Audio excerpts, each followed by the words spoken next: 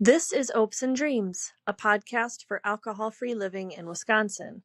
Join two besties as they share stories and experiences on navigating the Midwestern culture of drinking and how they manage to have more fun than ever without it. Hosted by Karin Wall and Kylie Parsons.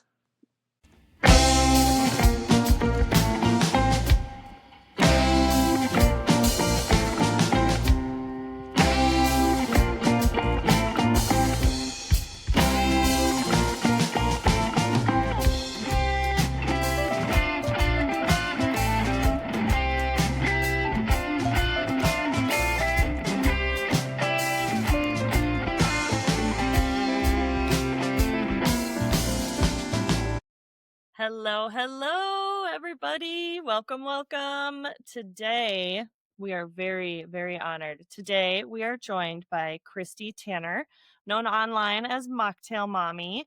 She's a bold voice in the sober living and NA beverage community. Kristi is a single mom of 4. Wowzers. We'll talk a lot about that.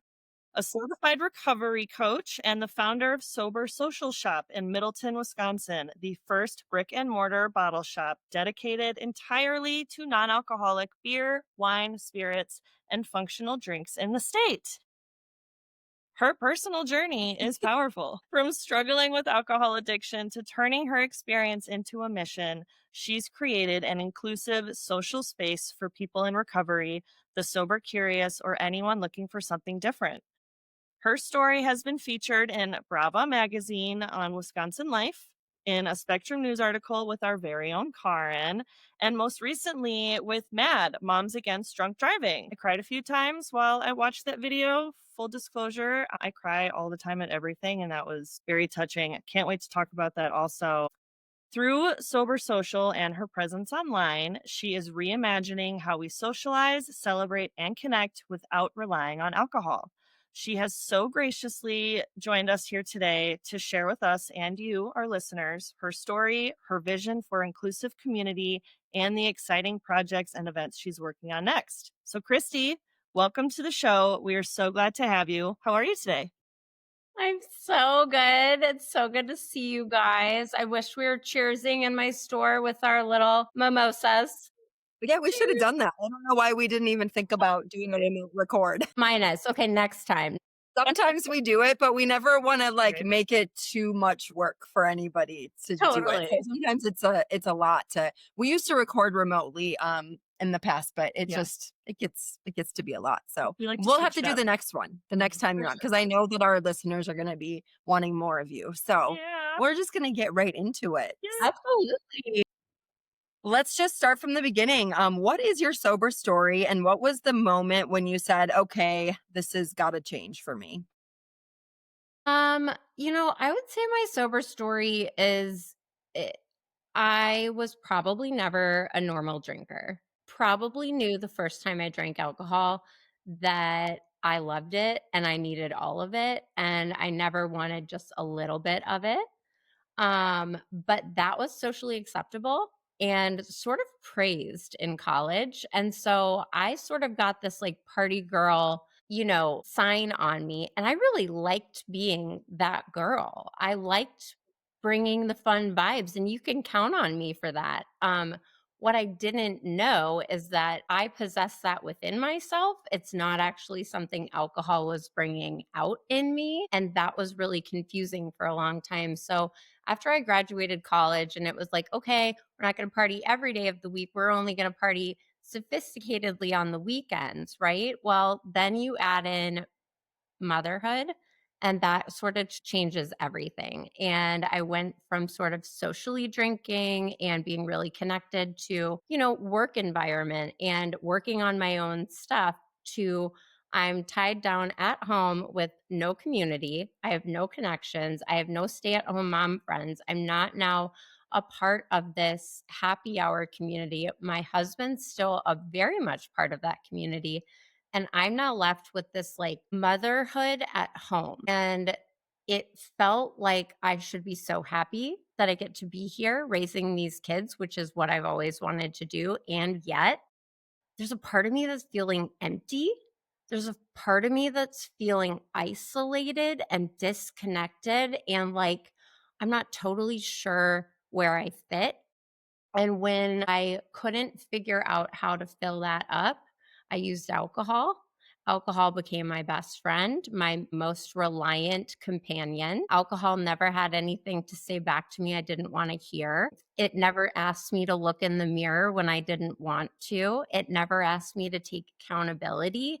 It just said, if you have me, you won't have to think about these problems. And what I wanted was to escape. And so, as I continued to sort of like escape during my life, my alcoholism grew and grew. Now, I had 4 kids in 6 years. So, a lot of people are like, Kristi, how can you be an alcoholic if you're pregnant 4 times and not drinking for 9 months at a time? And I really thought, it is so true. I can't be an alcoholic.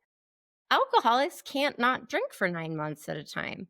So I felt like every time I successfully had a pregnancy without drinking, that I then proved to myself that I am not an alcoholic, right? I did the thing I needed to do. So now I can be rewarded the way that everyone should be rewarded with alcohol. Well, then you add in, right? Marriage struggles with 3 and then 4 kids under 6, plus a move, plus a job change. I mean, there is stuff, right?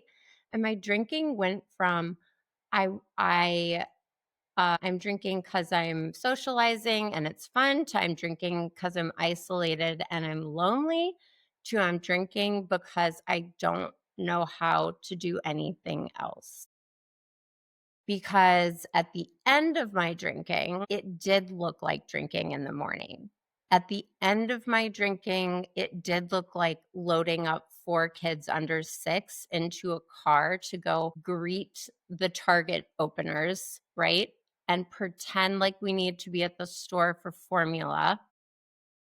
And really, I'm there buying a case of champagne because my life seemed so unmanageable and the problems were so big. And I didn't say anything when they felt small enough to solve. And now they had become this big, huge ball of mess that I had lied to keep safe. And so then I'm like, I am a liar and I'm in trouble and I don't know what to do. And then I started doing things like not caring that I was drinking. I didn't care that I was drinking and driving. And it's not that I didn't care, it's that I didn't feel I had a choice. It was, if I don't have this chemical in my body, my hands won't stop shaking long enough for me to sign the report card. And that was the truth for me. But nobody knew, right? Because I'm living in this fancy house and I have these kids with, and we can show up with matching outfits at a church service. So we look the part, and looking the part cost me all of my peace.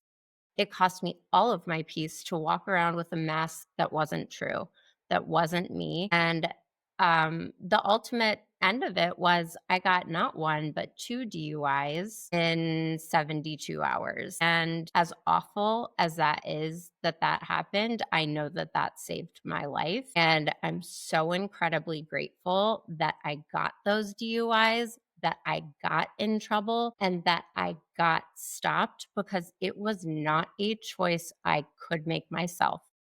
And I don't know that people really understand that. I think a lot of people are like, just stop drinking.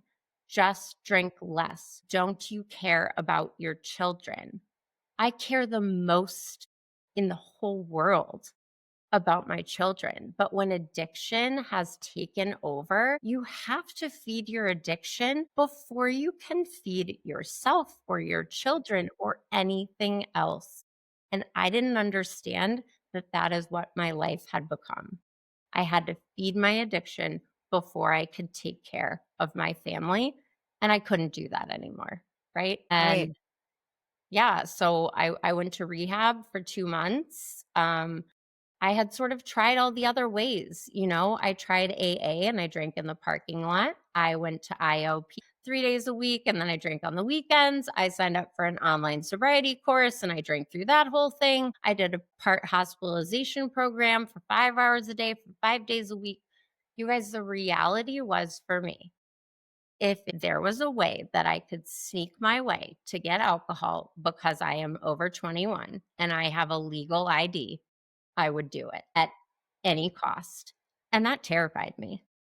Yeah, absolutely. And one thing that I think people don't really realize is that alcohol, and I think we've talked about it here before, but alcohol is actually an addiction and it is in the Yeah. same categories as harder narcotics.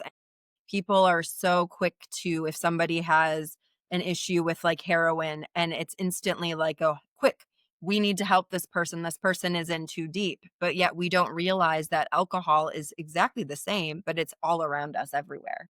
Yeah, I have a client who struggled with crack, and she talks about that exact experience where she's like, I just needed to get caught. I was sitting in my car and it's all I could do all day was sit in my car and smoke crack.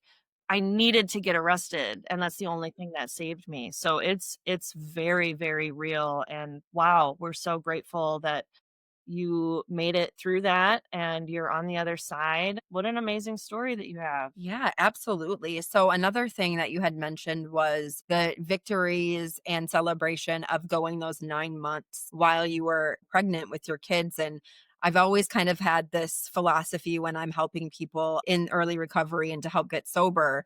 And I always kind of say, well, women go 9 months all the time. Yeah, Really, that it's nothing. moment, that real celebration moment comes when you are 10, 11 a year, Yep, because you're past this point that so many women do on just a regular basis, unless those women are choosing to continue their drinking right. during pregnancy, Which is a whole nother story. which is a whole other a whole other episode really with Yeah. that. Which, and I do want to say, full disclosure, like my first baby, I didn't, I wasn't like thinking about alcohol the way that I started to, right? So, like, it was like, oh, I'm pregnant. It's time to stop drinking. And it was like a non thing. My second baby, I was like, "Well, this sort of blows. This is no fun. This is not as fun, boo." Right? And my third baby, I was like, "This sucks so bad. I am gonna count every time that I'm not getting something so that I can make up for it." Right? And hold it Oh. against. So I started being like, all the times I missed out on, but Mhm. rounding up all the drinks I get to have, that I deserve to have, that I Sure. didn't have. I abstained because 'cause I'm such a good person or whatever I thought. And then I'm like, "No. Oh, no, I didn't give them up. I'm gonna have them right after he's born." And I mean the second after he's born. I mean, I had champagne in the hospital every single baby after I had them. I came prepared. And then my fourth baby, we had some issues in my marriage that were going on. And we ended up deciding we were going to get divorced. And I did drink when I was 7 months pregnant with her. I was really upset. And in that moment, the only way I knew how to take care of myself was to have wine. Yeah. I'm sure you're not alone in that. Not at all. I mean, this was like, I wanna drink at my problems. Yeah. This was Right. like, I'm gonna drink at my problems, even though I am 7 months pregnant. And in my mind, I'm like, well, the baby is already mostly formed. I mean, these are the things that alcoholics start justifying, right? Like, Yeah. a regular person isn't gonna start justifying why you can give a cancer-causing subject to a non fully formed baby. They're just not. Absolutely. Yeah, absolutely. So going back into just talking about motherhood a little bit, and how did recovery change in your motherhood from, before and then till after? And how is your relationship post quitting drinking with your kids now? And you said a little bit about before we hit record about getting to go and have an amazing trip with them and everything, but tell Mhm. us a little bit more about that. I think, when I was first a mom, I was really busy being the mom. I was really busy doing the things, but I wasn't really busy being there, like being present, being with them. Rarely had time or allowed myself time to kind of like go into like childlike wonder mode with them because I was always looking for a drink, hiding my next drink, planning for the drink or covering up my hangover from the night before, right? Like I didn't have time. I had to be so overly prepared all the time that I didn't have time to like be spontaneous, do these things I want to do. And so what has happened is, my kids and I spend a lot of time at home together. And we used to spend a lot of time out. I used to spend other activities to keep them busy. And now I really spend my time with them. So I think probably the hugest thing in my relationship with them is as they've gotten older, I have maintained a completely open dialogue about alcohol on purpose. And I think that is so incredibly important to do for our kids because they are watching what we are doing. They are not listening to what we are saying. They are seeing what we are doing. So if you're coming home every night after work and you're pouring a glass of wine and you're having dinner and then you're saying, don't ever get in a car with somebody who drinks and drives. But when you're with your family, you have a glass of wine and then you drive them home and your child is left confused saying, I thought we don't get in the car with people that drink and drive, but aren't you drinking and driving? Mhm. Those kinds of things are allowing my kids to be aware and to hold other people accountable, right? Not out of like fear, but out of like, we heard that this is safe. It's safe to ride home with somebody who does not drink alcohol. I want them to know that. Then you think about things like, okay, kids have friendships that go wrong and tests that go bad and things that they don't do well at, right? Kids fail in school. They're not always going to be the line leader and the first one and the A plus and whatever. Allowing them to see me be known for something that was taboo and instead turning it into a story of inspiration, I think that's priceless. They have seen me cry. They've seen me frustrated. I don't hide my emotions from them. They don't hold them, but I don't keep them private. I'm a person. You're a person. I've never been this mom, and you've never been that kid. So let's figure it out together today. And I think that was like a thing I could never do before. I couldn't show up for that kid in that day. I needed a plan. And when that plan went sideways, my solution was alcohol. Right. And now it's okay. We have family meetings. We have, do I, does it mean because I'm 6.5 years sober that I do not get pissed and never yell at my kids to brush their teeth? This is not what that means, guys. I am so far from the perfect parent, but like what it does mean is after I lose my cool and scream at everyone for not brushing their teeth, that 10 minutes later I say, can we have a family meeting? I would like to apologize. Mommy's emotions got the best of her. I was frustrated. I want to know if you'll forgive me. We have reparative conversations. We have open conversations. We have honest conversations. Open, honest, and reparative conversations were things that I didn't really grow up with and things that I didn't really have in my marital home. So these were things that I wasn't taught. These were things that are a direct result of recovery.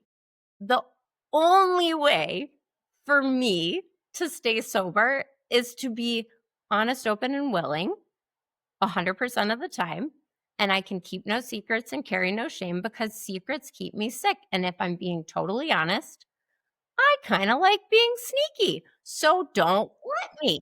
Okay. It kind of just, there's a little piece of me that I kind of like it, you guys. So like, I have to tell on myself to hold myself accountable to the woman I want to be, the mom my kids deserve, the neighbor my neighbors want to have, right? I've been a liability for so much of my life. I really want to be an asset for the rest of it, you know? Absolutely. No I love offense that to our so other much. guests, but this is the first time I've wanted to stand up and give a standing ovation. Absolutely amazing. And you know what? Anybody else that's listening, that is so relatable as a parent to have that open and honest conversation with your kids. It's such a great way to raise our kids. I'm very much the same way. And I know a lot of people out there struggle with those triggers, man. Your kid says something and holds up that mirror to you, and you're like, fuck. But having that open, like I tell my son, Devere, you're triggering me right now. Let's talk about this. Or doing the reparative conversation, and we fight and we stomp away, and then you come back together and you say, I'm really sorry that I reacted that way. Let's talk about it. And I wouldn't have been able to be that parent if I was focusing on my next PBR. No freaking way. No, absolutely Yeah. not. So I we're mean, going to switch. I used alcohol as like my borrowed patience, right? Yeah. Like I didn't need any. I just was going to go drink and lock myself in my room. Just to get away. Absolutely. Totes. So we're going to switch gears just a little bit. So we're going to switch over to talking a little bit about Sober Social.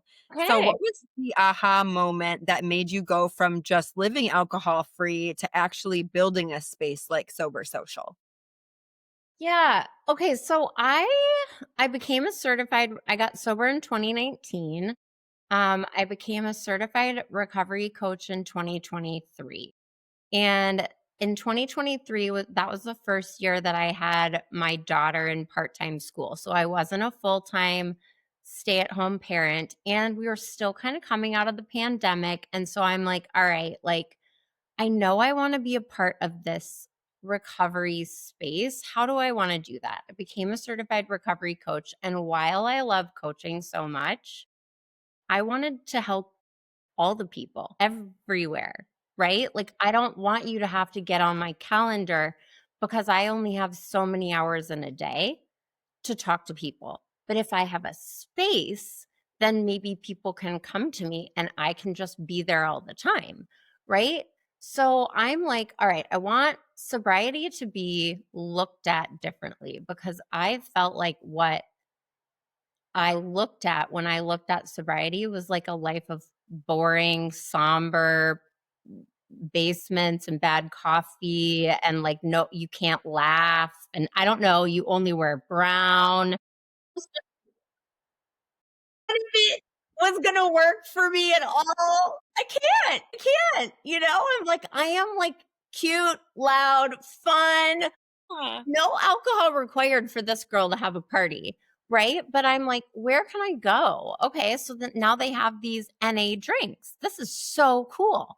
I can have these NA drinks because that was kind of the first time I was like, okay, I'm going to these parties, but then it gets awkward as soon as I get there because people say, what can I get you to drink? And instead of being like, don't give me champagne because I end up in Gary, Indiana jail, people are kind of terrified when I open with that line. They're like, nice to meet Oh. you.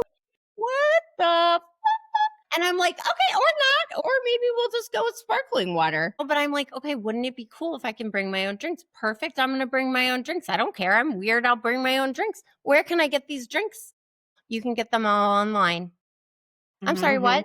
I can order the 24 of the same one and hope I like it for $75 million? And what if I don't like it, friend? Like, what is this BS? Okay, you don't have to be an alcoholic to go to the liquor store, correct? Right.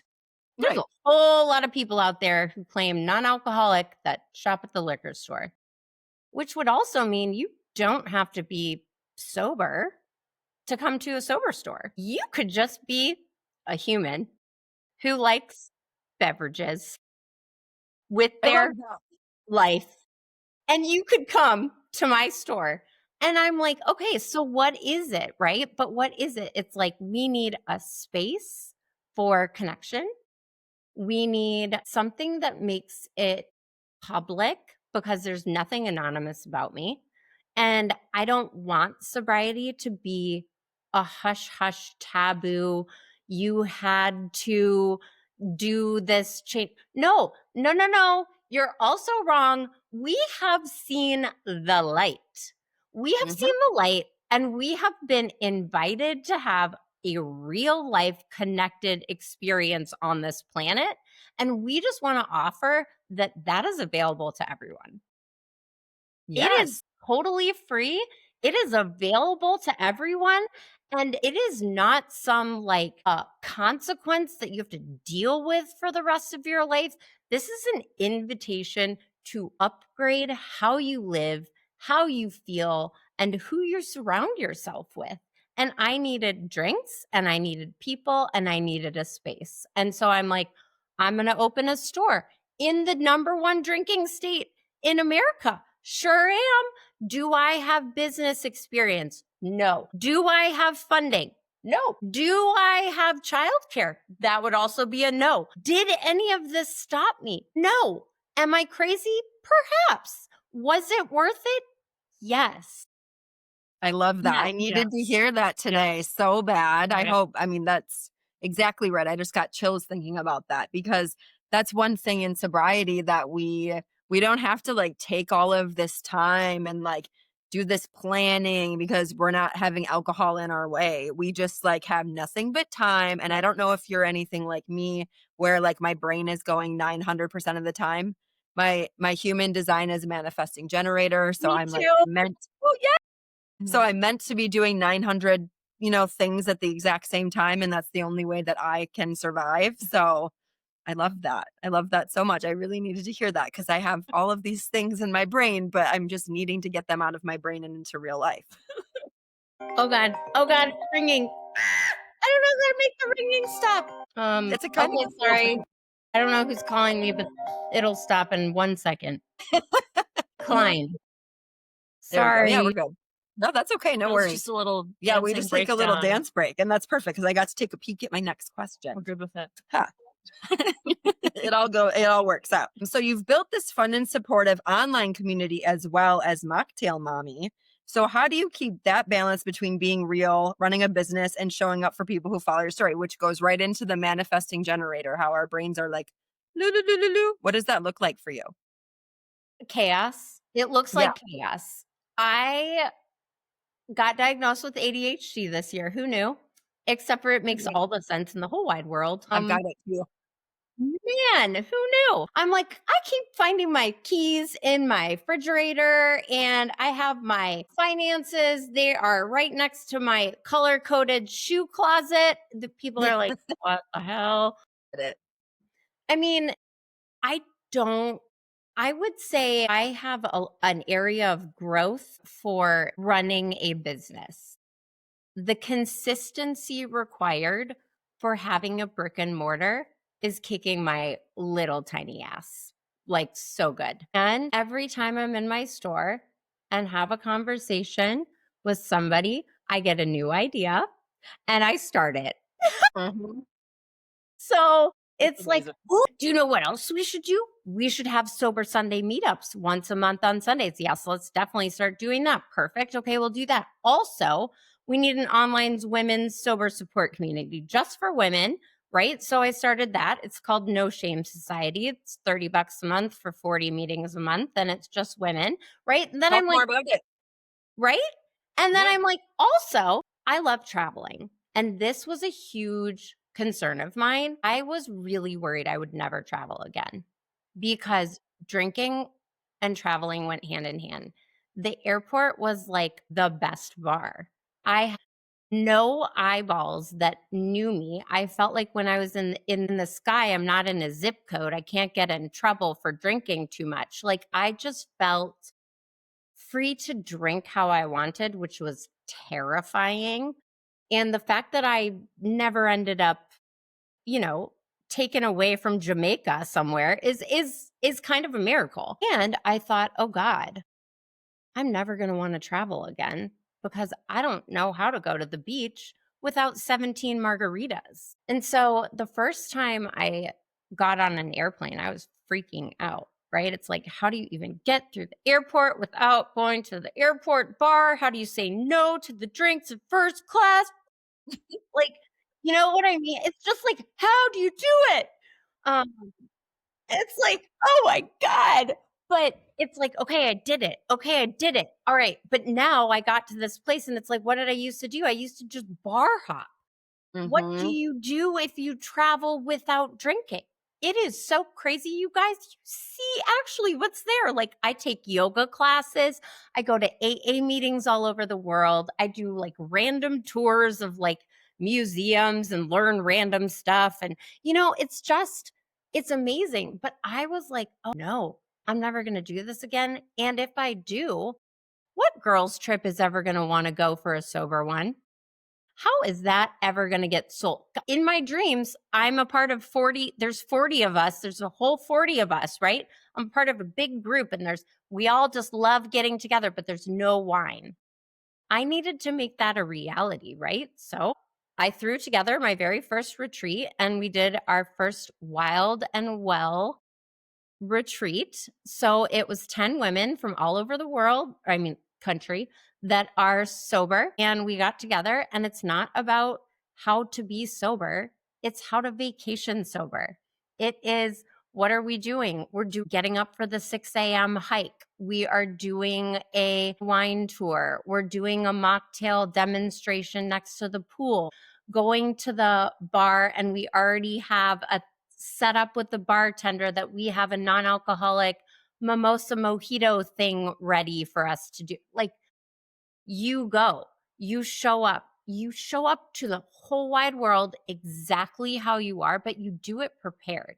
And you do it prepared by having connections.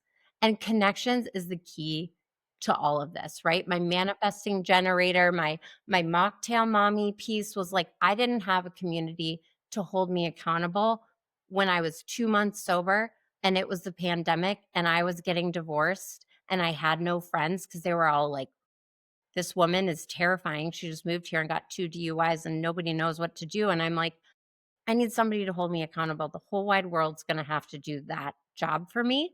And then it's like, hang on. And now I've found these amazing connections online. There must be some amazing people here. How do I find them?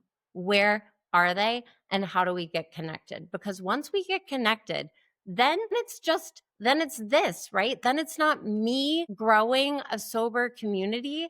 It's all of us making this a mission that like sobriety is not something to be scared of, right? Sobriety is a choice that is empowering and exciting and that you can be a part of.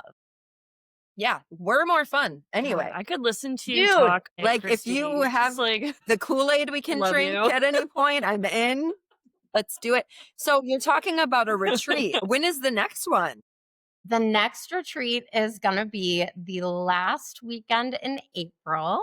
It is April 3rd through 20th, and we are going to Nashville, Tennessee. I made a connection with Ashley McBride, who is 3 years sober. She reached out to me on my Instagram account. Oh, cool. And said, I saw what you're doing at Sober Social and all this stuff. And she was like, I opened Redemption, which is a mostly non-alcoholic bar in downtown Nashville, because I want sobriety to be a party too. And I was like, hey girl, hey, I totally can help you. Girl, I am going to bring you 20 sober women. We're going to come in cowboy boots. I've rented 2 Airbnbs with hot tubs. We are going to take over Nashville and have an amazing time, because one of the things I was so surprised about, I went to Nashville with a friend this past summer, and it was like a miniature Vegas, which I was not mentally prepared for. And at 6 years sober, I had a panic attack in downtown. I was like, whoa. There's so much stimulation, so many lights, so much chaos. I don't like feeling like being sober is ever taking opportunities or places away from me.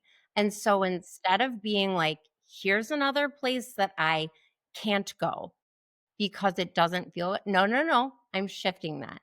I am going to go prepared with my community, and we're going to go and we're going to have the kind of sober fun that I want to have, that we all want to have in this place that is known for drinking, as confirmation to ourselves that we in fact have everything we need. We always have, right? It's always been inside of us. It's never something that's given to you in a bottle. It's not purchased. You can't, it's something you build, right? And building it and making these new connections, and like taking women that are newer to sobriety and don't know people and are looking for connections and want something to look forward to, like having something on your calendar that's exciting is so important for me. As an Enneagram 7, like I need to have that thing to look forward to. And sobriety was never going to be an end game of like fun, or I would not be sober. If being sober wasn't fun, I wouldn't be sober. Period. Right.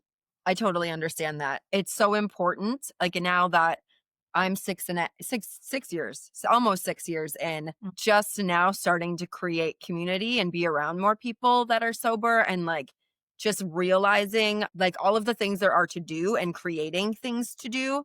I'm actually going to be putting together a pop-up sober dance club in March. Can I come?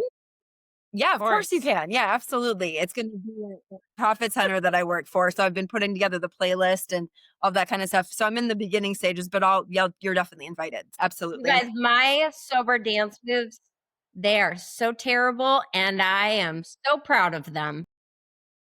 Think like our high school dances, like Knees, Cousins, all that kind of music and stuff. But we'll talk more about that another time. I just had to be like, well, this is just so exciting and it works. So That's awesome. So, Kristi, I'm wondering, where are you from originally, and what brought you to Madison or Middleton? Yeah. I kind of grew up all over the Midwest, South Carolina for 10 years, Minnesota for 5, Kansas for like high school. I went to Miami of Ohio for college. I moved to Chicago after school. And that is where I got my first job, met my now ex-husband, and then I was working in downtown. He was working in downtown. And then he took a job opportunity up here. I want to say like 6 months before we got divorced. So now I'm here. And I've never, I didn't really know anything about Madison or Middleton or the drinking culture or anything. I mean, I moved here in the height of my drinking, which is how this all happened, right? And a gift, truly. Like, I can't imagine if I was still in Chicago, like drinking. That would be insane. But yeah, it's Nice. little Midwest mutt. I don't know. love Is that that. a thing? I think I'm a Midwest mutt. Yeah, Perfect. I love that. Love it so much. So, when you were making your plans to open Sober Social, was Middleton your first choice, or did you have other locations, and what brought you to making the decision to landing it in Middleton versus all of the greater Madison area surrounding towns and stuff like that? Why not my neighborhood? I'm And just we kidding. love the spot though. Sober Social Shop fits in perfectly in this cute little shopping center in the middle of Middleton. I graduated from Middleton in '07. It looks completely different from when I was in high school. So, yeah, talk a little bit about how you landed there. Yeah, I mean, you guys, this is how I do stuff. I do it without a plan, and I don't ask for permission, and I don't ask for any advice. I just am like, I'm going to open a store now. Great. I didn't get a realtor. I just started looking at places that were available. I'm like calling, I'm looking downtown. I initially was pretty close to signing something near like Alchemy That's my neighborhood. and Was it right next door to Alchemy? in between Alchemy and Green Owl Cafe. I would have done anything for you to have that space, because now it's Next a tattoo time. shop. It's like the 50th tattoo shop in my neighborhood. I go off about this all the time, but that's where I live, and I would much rather have you there. All that's there are tattoo shops and Tattoo breweries shops anymore. and coffee shops Yeah. that don't have smoothies or juices. I need a fresh smoothie bar, okay? Work on that as your next business, please. Sure. No, I know. Yeah, I looked down there, and so I was getting close, and that would have been like the size I wanted a little bit bigger space than what I have now. Like the space I have 677 square feet, including my inventory room. Okay, you guys, that's Wow. like Well, yay big. we saw it. Yeah. We were kind of, but it was fun. Mhm. It's like, I mean, but when I opened, I'm like, oh, I'm gonna have all these like mocktail classes and like parties, and there's just not room. There's Mhm. Yeah. just not room. But when I was looking, rent wise, then I started looking at finances, and I didn't, it's like so weird, but like my bank account is like my wealth management guys are like, I'm sorry, what were you like, you're doing what now? With You what wanna money? hunt And You I'm like, want to do a storage by facility? yourself? What? it's perfect, guys. I haven't thought about anything, but I'm just gonna pay the first year rent up front, okay? They're like, What could go like, wrong? Yeah. yeah. But that's how I do things. That's the only way I know how to do things is like passion lights this fire, and I'm a rocket ship set up to the, up there, and I don't think all the way through it. So Me was too. Middleton like where I wanted to be ideally for like the people? No. Right? Downtown would have been a better, like where you guys are, would have been a Like, better across from me. location, much more Modern. walkable, lots more traffic, lots more events downtown and stuff like that. But also, downtown is 30 minutes from me. I can't Yeah. tell you how many times that I have gone from my house to my store in a day opening, right? To get this open as a single mom of 4 with no help, not one person helped me put shelves together or order anything. Like, I don't know if it would be open if I had to drive 30 minutes each way. So it was like, it ended up being a mile and a half from my house.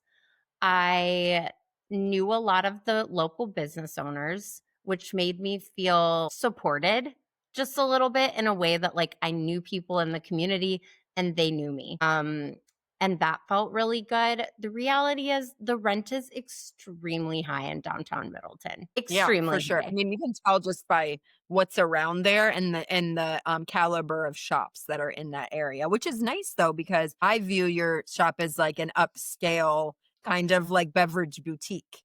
Yes. It's beautiful and bright and lovely, and you walk in there and you feel really good about it, and it fits really nicely in with like all of the cute. It's a destination. Yeah, Really. for sure. For Kind of like a sure. destination thing. It's like an event Yeah. to go over there and visit. So But it's got room to grow. Like, girl, you gotta franchise that shit. I can see sober social shops sprinkled all over the country with that adorable logo. I love it. we're already Do like, that. how can we help? Yeah, Because right. that's both of us are sitting here fighting our urge. I can tell So- to be like, well, we're the most helpful people. What can we do? But tell me how. Like, I have actually had people ask me about franchising, and I would love that. I just don't know how that works. You want a sober social? I want you to have one. I want you to have one. Do. You go do it. But how? Yeah. I was gonna say, you were talking about doing events and wanting to do mocktail classes. A friend of ours owns an amazing place called the Green Room Public House right in the Atwood neighborhood. Upstairs, he has a beautiful event space that he's now starting to work, and it's got like a bar in there. And so that might just be something to keep in mind if you ever wanted to do like a pop-up event or something like that. That just kind of clicked in my head because he started doing some wellness stuff there. And I think that's something that would be really cool. It's in a good, that side of town location to kind of get your name over into the neighborhood that you originally were looking at to kind of do that stuff. So just our, little brain thinking Yeah, about. I mean, that's like what I really want to do, right? I mean, what I want to do and what I can do may not be the same. I'm not sure. Right. Like, I Coach. think I really need to find a team of people that like want to help build this mission out, however that looks, right? Yeah. The reality is it keeps kind of changing, right? I have to change. And as the market changes with NA beverages, like the way that I get them, the costs that I'm getting them at, how, like now large distributors get some. If they're buying 100 cases and I'm buying one, you better believe I can't beat their pricing, So it's like there's a lot of stuff to go into this. I think I'm going to want to spend some time thinking about the markets and the places I should take my truck to this next year. So I have that little Sober Social trailer. So it's Sober Social Mobile. So we can it's a hot pink truck. It is set up like a bar. You might be able to come. Okay, so that would be, I'm co-owner of a music festival venue out by Richland Center. A large one.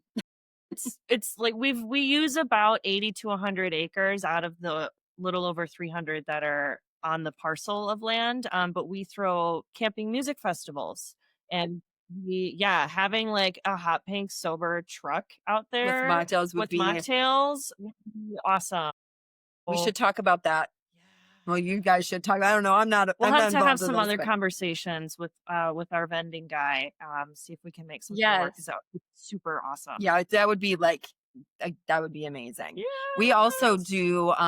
My boyfriend organizes an event over in Shanks Corners, which is by where Alchemy is. And that just gets my head flowing with all of these ideas with you having a mobile truck, which is, I've always wanted to see somebody come and set up like an actual like restaurant or bar space outside of a truck where like people can sit and you get served and stuff like that. So I don't know, that just excites my brain. Like little French cafe style. Oh my God.